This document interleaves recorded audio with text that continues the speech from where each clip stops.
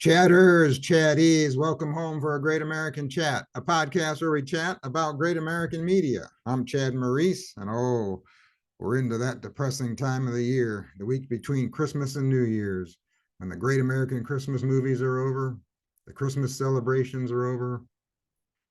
But I'm getting in one last episode before the end of the year. Today we are chatting about My Christmas Hero and A Christmas for the Ages.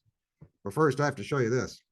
Look at what my friend Cricket got me from Dishing with the Dono Fans podcast. Look at this coffee cup. Says Great American Chat on it. It has my name at the bottom. I love it, Cricket. Thank you so much. Now, let's get into these movies. My Christmas Hero. This one premiered on November 24th. Stars Candace Cameron Bure and Gabriel Hogan. It was directed by Martin Wood and written by Jim Head. And this is a story about Nicole. You can't see her because I'm blocking her face, but there's Nicole. She is an Army Reserve physician, and she wants to know what happened to her grandfather in World War II. So the movie opens up with Nicole trimming the tree with her parents. Her mother is a candy stripper at the hospital where Nicole works, and her father likes peppermint biscotti. They hang a picture of Grandma and Grandpa on the tree and say it is the first Christmas without Grandma. Nicole's great-grandmother. Well, no. Yeah, Nicole's grandmother. That's right. Yeah, her mother's mother. Yeah, Nicole's grandmother. And they say that Grandpa was a hero. The next day, Nicole is seeing a patient named Major Ross. He hurt his knee playing basketball, and immediately he asks her if she is married and asks her out. She says that's not appropriate, and then tells him that he needs an MRI on his knee. He blackmails her and says, I'll do a MRI if you will have hot cocoa with me. She accepts, even though that's still not appropriate. I guess you can't date a patient unless he blackmails you. Then I guess you can. It's all right. They go out on a hot cocoa date. They get these themed hot cocos. She gets a Rudolph, which is a hot cocoa with a cherry on top. He gets the Dasher, which is dashed with sprinkles. Of course, they dig into this hot cocoa and get whipped cream all over their faces like you have to in these movies. You can't have a hot cocoa scene without someone getting whipped cream on their nose, right? Major Ross helps out at the HFW, which is kind of like the VFW, I think. It stands for Hand for Warriors. It's this volunteer place that helps veterans. And they agree to have their next date there at the HFW. Nicole is going through a box of old pictures with her mother. They find out that her grandpa was killed when he was 20 years old. The government said he was killed in a battle in Italy, and he was given or awarded a Purple Heart. Nicole says she's going to find out more about how he died.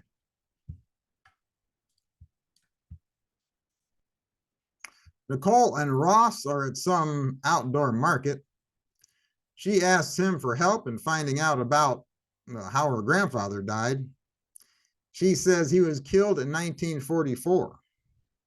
Then they're at the HFW open house, and she meets Captain Mark Jennings. He wants to build a residential rehab facility, but they need money to buy the land. She invites them to her parents' house for an ugly Christmas sweater party. Fran, Nicole's mom, tries to hook up Mark with Marilyn, who is Nicole's co-worker. Fran refers to the party as a spirit sweater party. Then they each say how their sweater represents the spirit of Christmas to them. Nicole's dad says, I have a turkey on my sweater because to me, Christmas is all about overeating.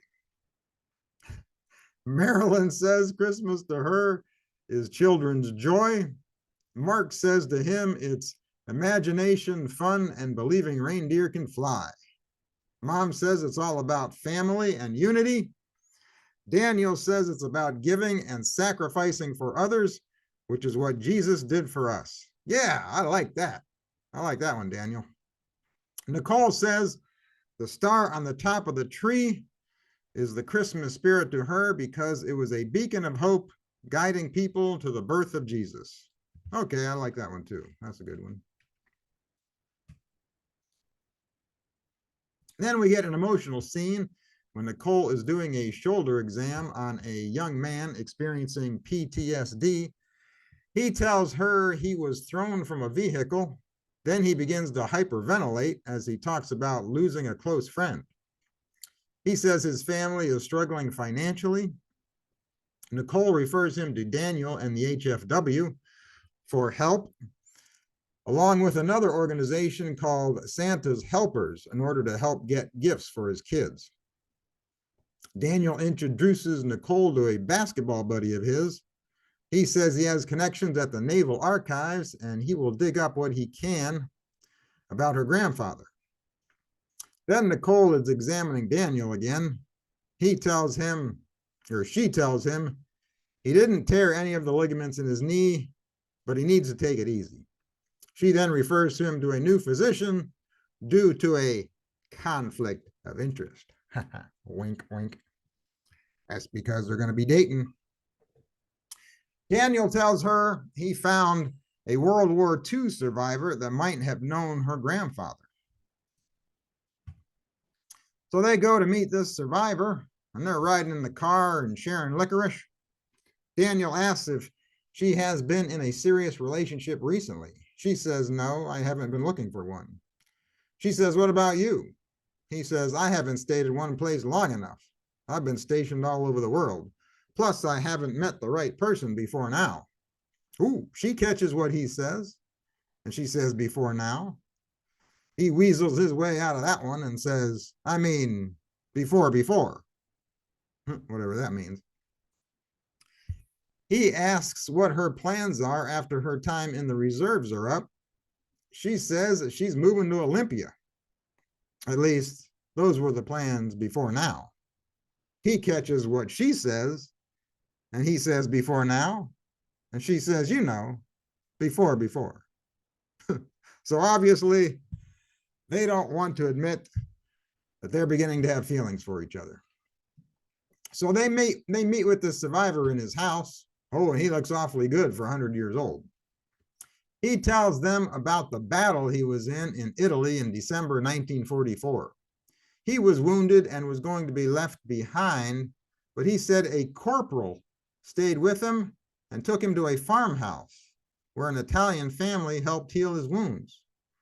The corporal stayed with him until he was healed, and then he left to reunite with his troops. Nicole pulls out a picture of her grandpa and says, was this the corporal?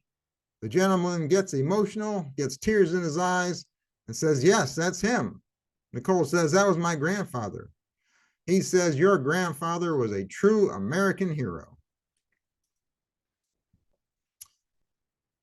Then there's some party going on outside, and the town is honoring military members with a lights display. This year, the ceremony is dedicated to Nicole's grandfather.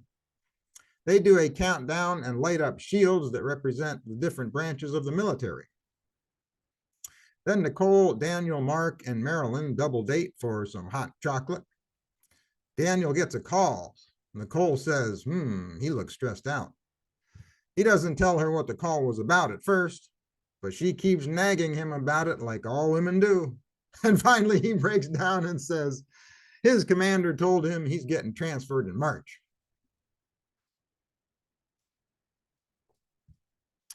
Oh, now it's Christmas at Nicole's parents' house.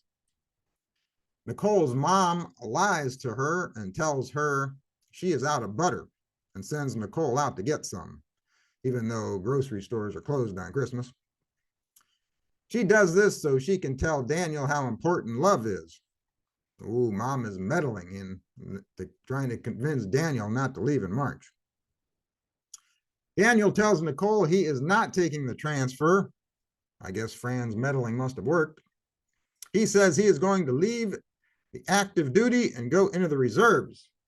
Then they kiss. Oh, and we get a kiss before the movie ends. Then we see Mom. She gets to meet the survivor that Nicole met earlier in the movie. They tell her they have a surprise for her. Daniel tells her this guy and his son contributed the money they needed to buy the land for the new facility that Mark wants to build. And they are going to name the facility after Fran's mother and father. And that was the end of the movie.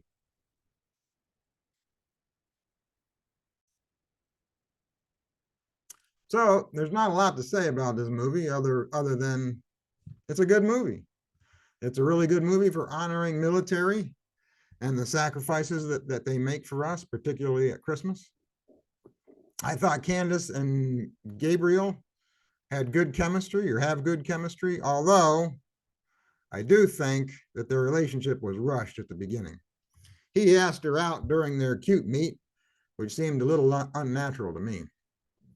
I mean, he's meeting this doctor for the first time and he asks her if she is married and then asks her out on a date. I don't think anyone would actually do that. Now, the character of the ages in this movie don't make a lot of sense because Fran, that's Nicole's mother, played by Terrell Rothery, she should have been in her 80s since her father died in 1944 when he was 20. And Candace's character would be in her 50s or 60s, which Candace obviously isn't. So Terrell and Candace are both too young for their characters in this movie, but you kind of have to overlook that and just appreciate the movie for what it is. Really nice to see Terrell Rothery in this movie. I'm a sci-fi fan, and I've seen her in many sci-fi shows, so it was nice to see her in this movie. So yeah, this was a good movie. It was one of the most popular movies of the Christmas season, and I can definitely see why. Now, let's get into A Christmas for the Ages. So this movie premiered on November 26th, stars Natasha Bure, Kate Craven, Cheryl Ladd, and Anna Ferguson. Directed by the same person who directed the last movie, Martin Wood, and written by the same writer, Jim Head. This is a story about Savannah. She's a 20-something with a new boyfriend. And it's also a story about Christy, her mother, which is played by Kate Craven. Joan, Savannah's grandmother, played by Cheryl Ladd right here on the right side of the picture. And then there's Marie. She is Savannah's great grandmother. She's over on the left side of this picture. So this is the story of 4 generations of women. So like I said, Savannah, her mother, her grandmother, and her great grandmother, they're all sitting down at a table for tea at the beginning of the movie. Savannah's grandmother and great grandmother reminisce about past Christmases. And everyone finds out that Savannah and her great grandmother have boyfriends. Ooh, some people are shocked about that. Savannah's grandmother, Joan, is not happy that her mother, Marie, is dating someone. Savannah announces she's bringing her boyfriend of 6 months home to meet her family, and his name is Rudy. She tells him he is going to go on their Christmas crawl, where they go from house to house for dinner. Savannah says she would like to know what Christmas was like when her great grandmother was her age. So they decide to make the Christmas crawl decade themed. So they decide they're going to have one in the 40s, one in the 60s, and one in the 90s. The first stop is Christmas in the 40s. Rudy and Savannah tell Savannah's parents how they met in a grocery store. Rudy gets nervous meeting Savannah's father, and he's dropping hot dogs all over the floor. Rudy is because he's nervous. So great grandmother's date shows up. His name is Jim, and they talk about what life was like in the 40s before cell phones and TV, and how they would gather around the piano and sing songs, tell stories, and read the Bible.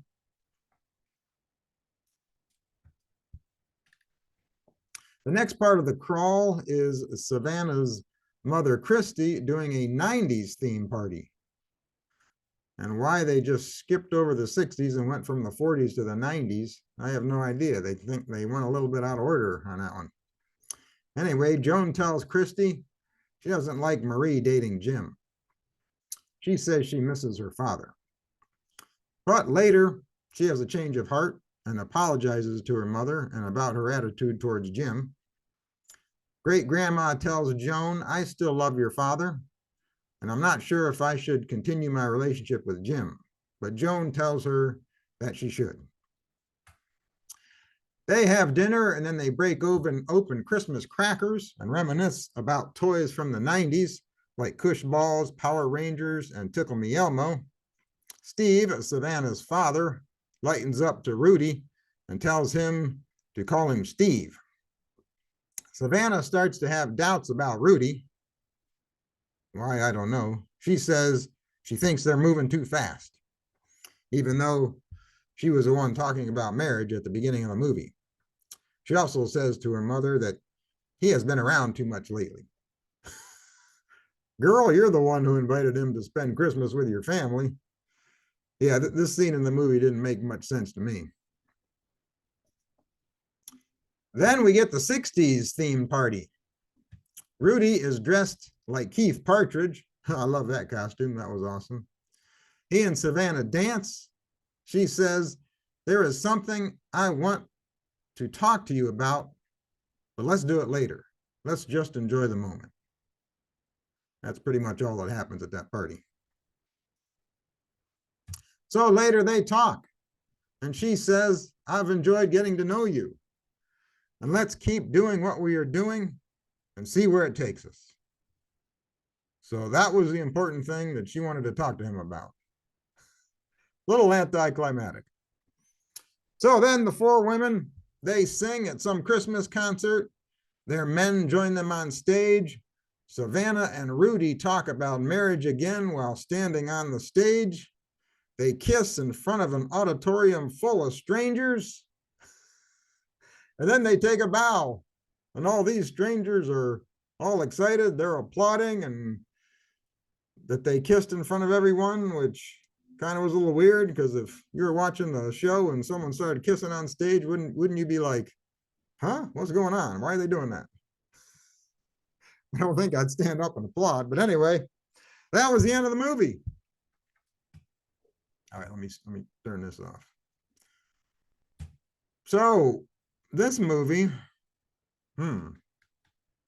yeah, this movie was a head scratcher. It was fun seeing Cheryl Ladd and Kate Craven in this movie.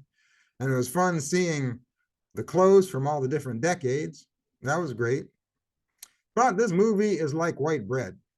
Very little substance, very little taste. I was hoping for whole wheat, something with nutrients, something that fills you up, something that has flavor. Yeah, there's not a lot of story to this movie. The main storylines are Savannah wondering if she should marry some guy she has been dating for 6 months, and her grandmother trying to cope with her great-grandmother dating someone. And that's about it. That's pretty much all that happened. The thing I did like about this movie, I did like that this movie was not about a romance between two people. It is about the relationship between these four women. So I like that because it wasn't like it's like your typical romantic drama where two strangers fall in love in 2 days. So I did appreciate that it had a little bit different storyline than most of these movies. And I did enjoy the characters. So for me, this was just an okay watch. I didn't hate it, but I didn't love it. Kind of middle of the road, so-so movie for me. Now we have to talk about what's happening in January. That's a good question. I don't know what's happening in January. I don't think there's going to be any new movies coming up in January. So I may just roll right along and keep recapping the Christmas movies that I haven't gotten to. I may do that for the month of January. I'm also going to plan on doing a ranking episode with maybe one other person or two other people, I don't know, where we rank the movies, the Christmas movies, from 21 to 1, based on the ones we like the least and the ones we like the best. So we'll see. I'm not sure what's going on, but I will come up with something. I hope you enjoyed all the Christmas movies, and I'm sure we'll keep talking about some of them over the next few weeks. Listen, if you're watching on YouTube, make sure you hit that subscribe button. If you're listening on a podcast app, make sure you subscribe to the podcast on that app.